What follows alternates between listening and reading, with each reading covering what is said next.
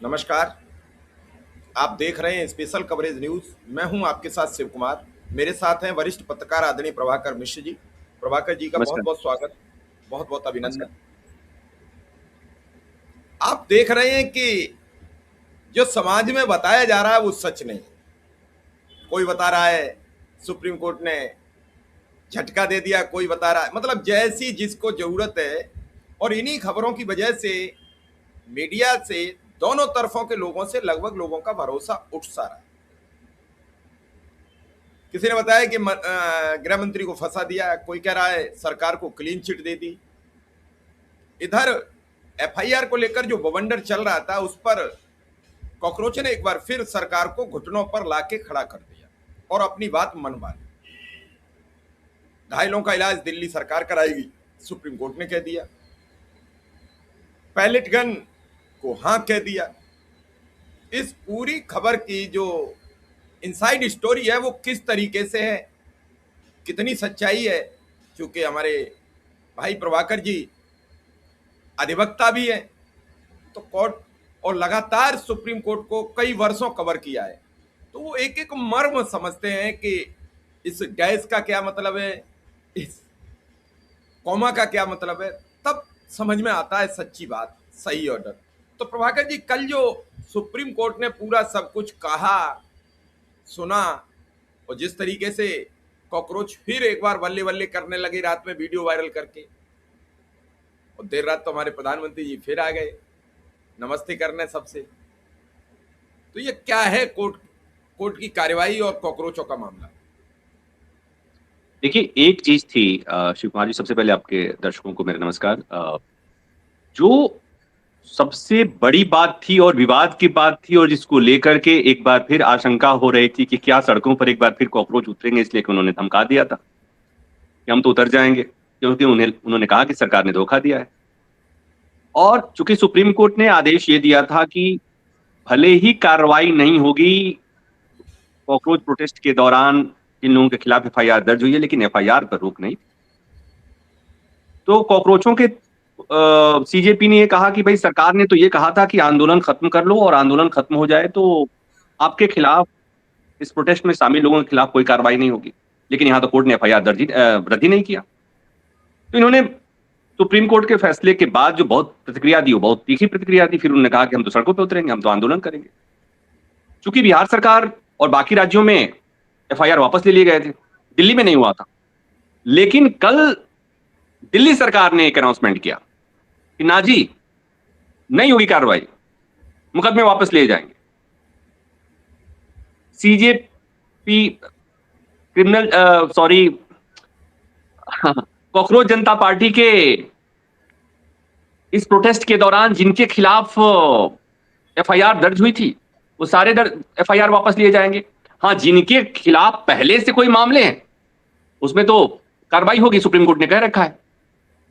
तो हाँ, इस मामले में कहेंगे तो यस, कॉकरोचेज ने एक बार फिर सरकार से अपनी बात मनवा ली है, और सरकार ने ये अच्छा कदम उठाया। मैं इसको कहूंगा कि सरकार के इस कदम का स्वागत होना चाहिए, इसलिए कि मैंने कल भी कहा था कि और भी देश में मुद्दे हैं, उन पे बात होनी चाहिए। कब तक हम इसी में उलझे रहेंगे कि प्रोटेस्ट होगा, फिर कार्रवाई होगी, पुलिस जांच करेगी, फिर कार्रवाई होगी, फिर प्रदर्शन होगा। मुझे लगता है कि इससे आगे बढ़ना चाहिए, और सरकार ने एक अच्छा कदम उठाया है कि ठीक है भाई, इस प्रोटेस्ट के दौरान जो एफआईआर दर्ज हुई है वो एफआईआर वापस ली जाएगी।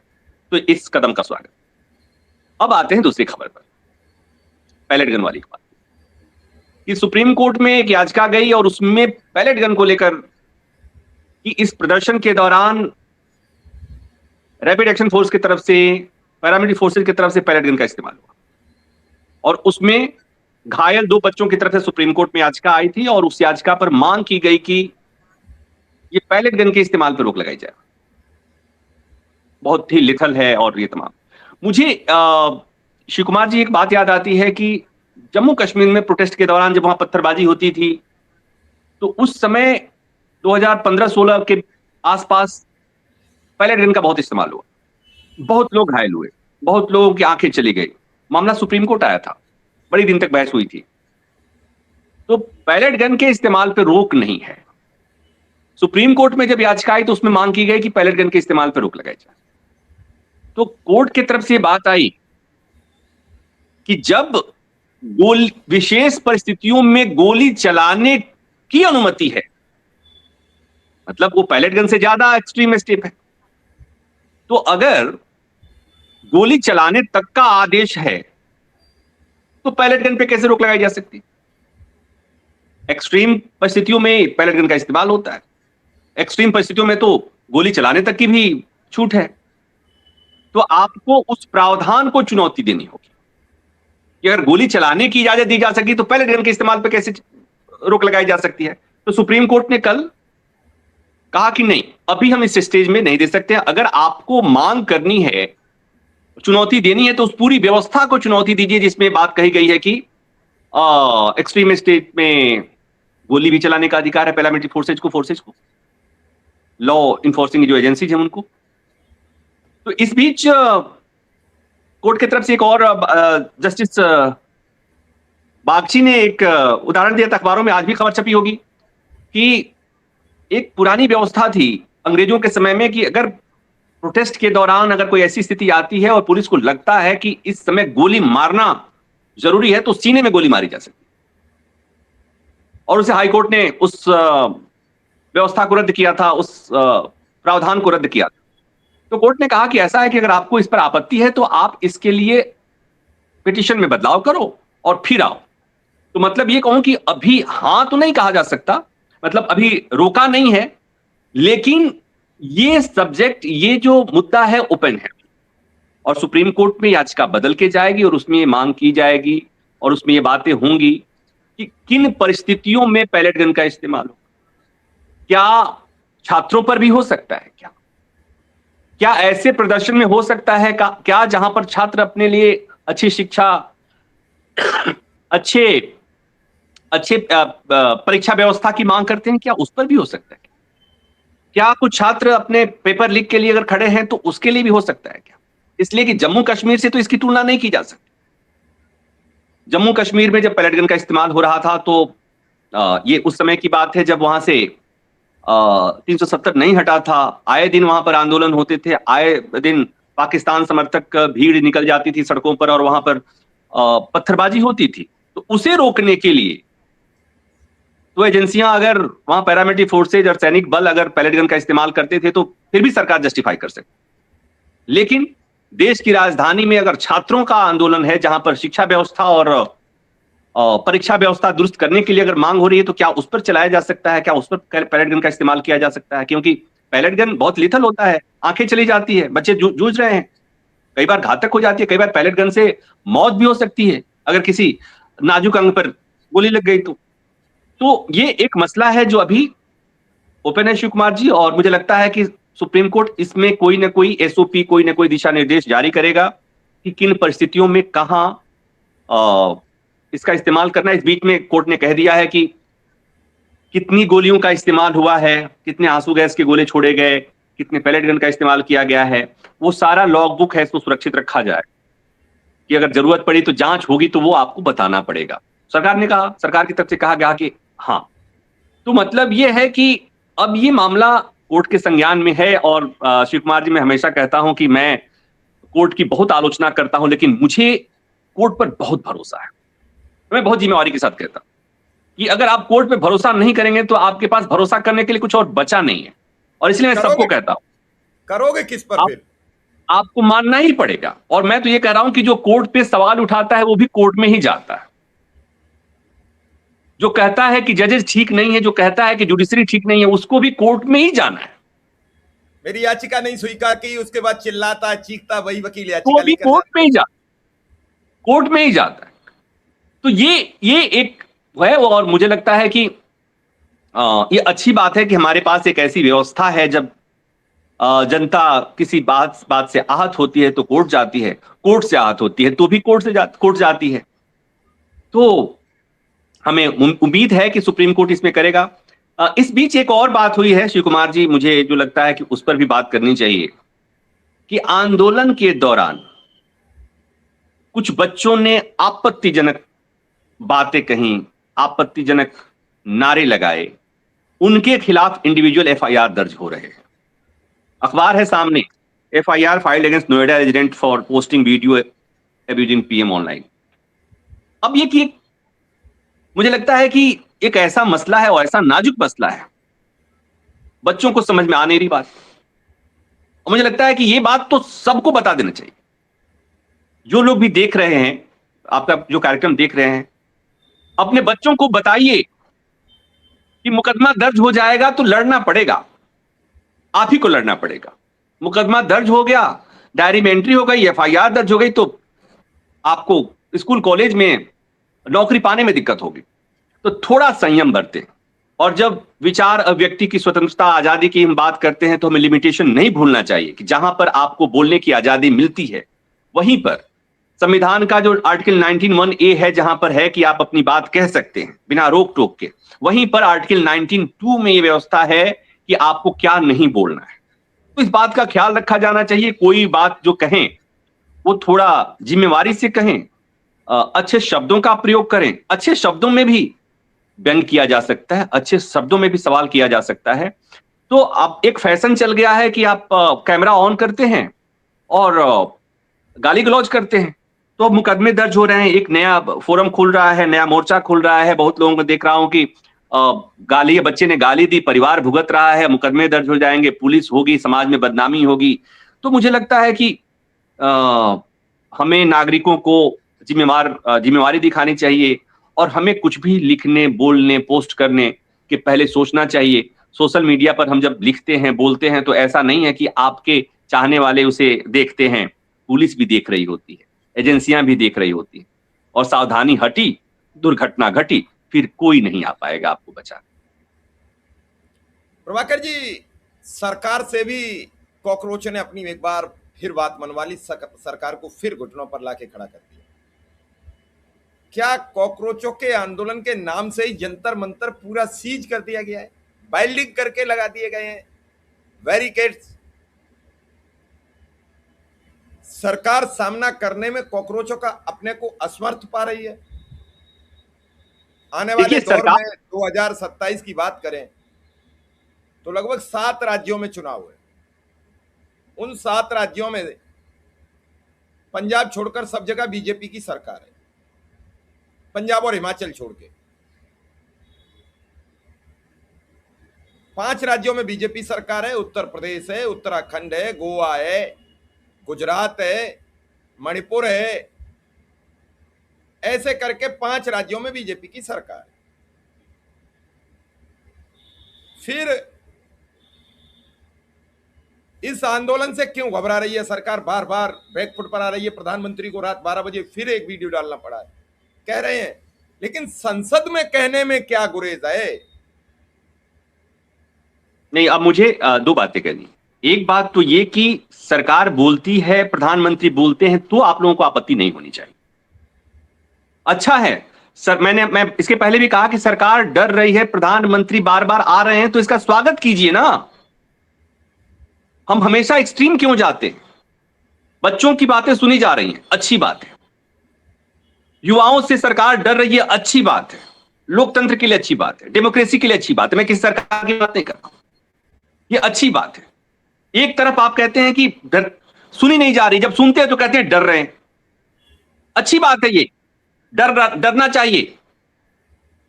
जनता का शासन, जनता के लिए शासन, जनता के द्वारा शासन, तो जनता से डरना चाहिए। कॉकरोच जनता है,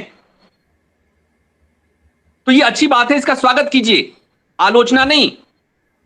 आनंद आ रहा है तो आनंद लीजिए, आलोचना नहीं। होता क्या है कई बार कि आप ही जैसे लोग, हमारे जैसे लोग, मैं भी आप ही में जोड़ लेता हूं, कि कई बार ऐसा होता है कि लोग क्या कहेंगे, इसलिए हम सच स्वीकार करने से बचते हैं। तो प्रधानमंत्री के अंदर ये अगर हिम्मत आई है, सरकार के अंदर अगर हिम्मत आई है कि जिस सरकार में इस्तीफे नहीं होते, उस सरकार में अगर इस्तीफे होंगे तो बड़ी आलोचना होगी। शिव कुमार मिश्रा बैठ करके अपने चैनल पे कहेंगे कि सरकार लो झुक गई, सरकार लो झुक गई, चिढ़ाना शुरू कर देंगे। तो ये स्थिति पैदा मत कीजिए। सरकार झुकती है तो स्वागत कीजिए, सरकार डरती है तो स्वागत कीजिए। डेमोक्रेसी के लिए अच्छा है, अच्छी तस्वीर है। तो मैं कह रहा हूं कि इसको इस तरह लिया जाना चाहिए। दूसरी बात कि जंतर मंतर पे प्रोटेस्ट होगा, होता रहेगा, तात्कालिक तौर पर कुछ ऐसा हुआ होगा, लेकिन सरकार की तरफ से जो मुझे जानकारी मिली कि सरकार ने मना किया कि हमने ऐसी कोई पाबंदी नहीं लगाई है। तो वो हो सकता है कि फौरी तौर पर कुछ हुआ होगा, इसलिए कि कॉकरोचों ने कह दिया था कि हम दोबारा आ रहे हैं, तो हो सकता है कि इसके लिए किया गया हो। लेकिन सरकार को पता है कि जंतर मंतर बंद करने से जंतर मंतर नहीं बंद होगा। जंतर मंतर अब पटना में भी है, जंतर मंतर मुंबई में भी है, जंतर मंतर जयपुर में भी है, जंतर मंतर सब जगह है, कहीं भी हो सकता है। तो सरकार यह काम अब नहीं करेगी, नहीं कर सकती है, नहीं करना चाहिए। इस बात को समझने की जरूरत है, ये नहीं करना चाहिए। सरकार को डायलॉग में भरोसा करना चाहिए, सरकार को बातचीत करनी चाहिए, सरकार को ग्राउंड के मुद्दों को समझना चाहिए, देश के लोग क्या चाहते हैं उसे समझना चाहिए। केवल टीवी वाले क्या कह रहे हैं उसके भरोसे फूल करके कुप्पा नहीं हो जाना चाहिए कि टीवी वाले कह रहे हैं कि राजा ने बहुत ही शानदार लिबास पहन रखा है, जबकि राजा नंगा है। तो टीवी वालों को कह देना चाहिए कि सुन भाई, थोड़ा ठीक ठीक बताया करो, ग्राउंड की बातें बताया करो, झूठ मूठ के झाड़ पे, चने की झाड़ पे मत चढ़ाया करो। तो ये मत कहिए, आप जब इस तरह की बात कहेंगे तो प्रधानमंत्री कहेंगे कि बताओ हमारे पे लोग हंसने लगेंगे। नहीं, सरकार को डरना चाहिए, सरकार को जवाबदेही तय होनी चाहिए। सरकार अगर आगे आ रही है, प्रधानमंत्री युवाओं को संबोधित कर रहे हैं, अपोजिशन की पार्टियों को मजाक उड़ाने दीजिए, इसलिए कि वो उनके आपस का मामला है। ये उनका मजाक उड़ाते हैं, वो उनका मजाक उड़ाते हैं, उड़ाने दीजिए। संसद में भी तो प्रधानमंत्री को बताना चाहिए। संसद तो प्रधानमंत्री सदन के नेता हैं, सदन के नेता हैं, आखिर क्यों जाने से डर रहे हैं? वो उनके ही तो साथी है, वो सदन का नेतृत्व करते हैं जिस सदन में सांसद हैं, क्योंकि उसी सदन में तो उन्हीं के बीजेपी के सांसद ने क्या नहीं कहा था बसपा के सांसद को, कौन से शब्द नहीं नवाजे थे उस दिन। अगर गालियों पर, जो आज गालियों के लिए रो रहे हैं, गालियों को बहुत बड़ा क्रिटिसाइज कर रहे हैं कि गालियां कैसे दे दी गालियां, जब पहले दिन संसद में गालियां दी गई और उसी दिन इन टीवी पर बैठने वालों ने कहा होता कि रामवीर सिंह बिधूड़ी का इस्तीफा लिया जाए, उन्हें बर्खास्त किया जाए, तो शायद आज गालियां देने की हिम्मत नहीं पड़ती। फिर देश के गृह मंत्री ने सदन में गालियां दी, उन्होंने कहा उचित लगे तो निकाल देना, मेरे हिसाब से तो ठीक है, तब चुप रहे। अब आज छात्रों ने गालियां दे दी, गालियां थोड़ी स्ट्रीम हो गई हैं, तो बुरा क्यों मानते हो? सूरत किसने की? सूरत किसने की? आप बुरा मानते हो, मतलब इन नौजवानों को एफआईआर दर्ज करा के जीरो की और केस लड़ने के लिए तैयार कर दोगे। बीजेपी के लोग गालियां देंगे तो आप उन्हें प्रमाण पत्र दे दोगे, लाइसेंस दे दोगे। मैंने ये बात कही, बात सही है।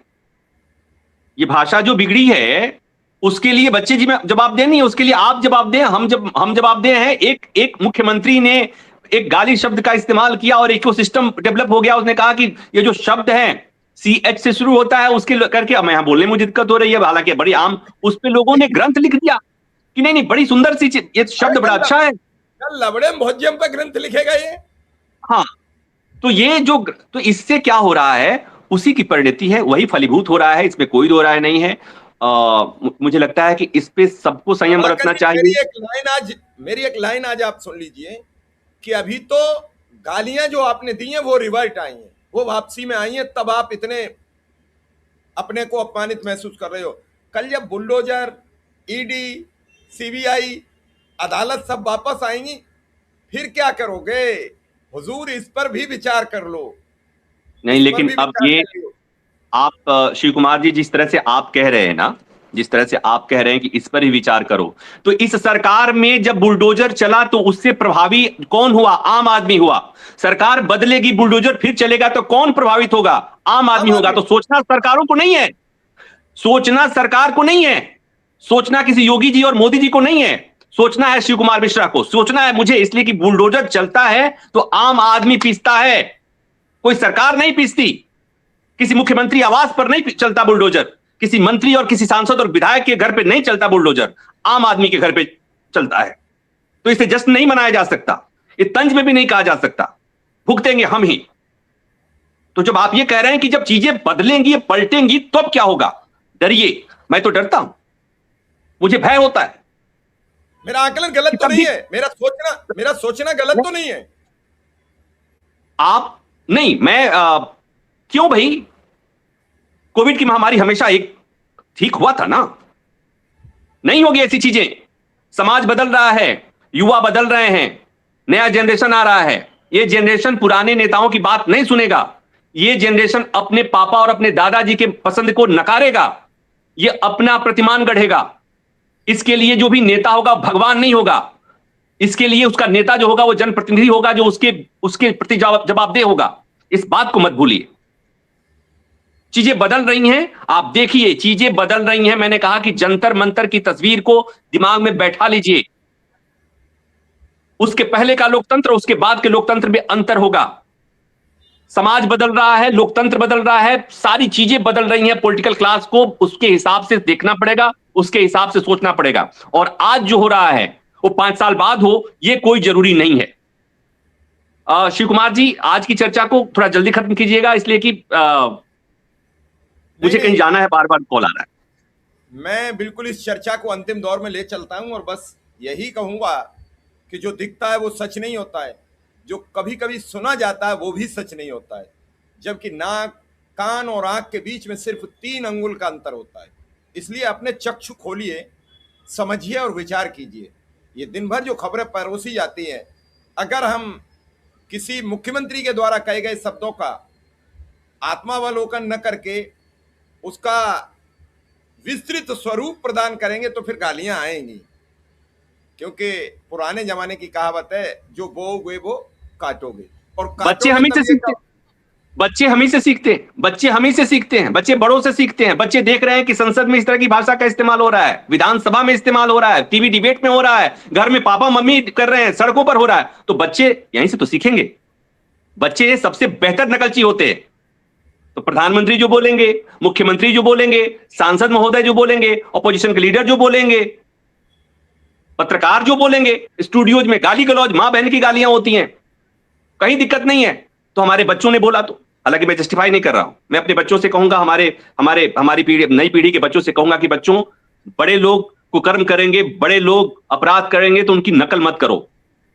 अपना डिक्शनरी खुद गढ़ो, अच्छा बनो। गाली गलौज नहीं करना है।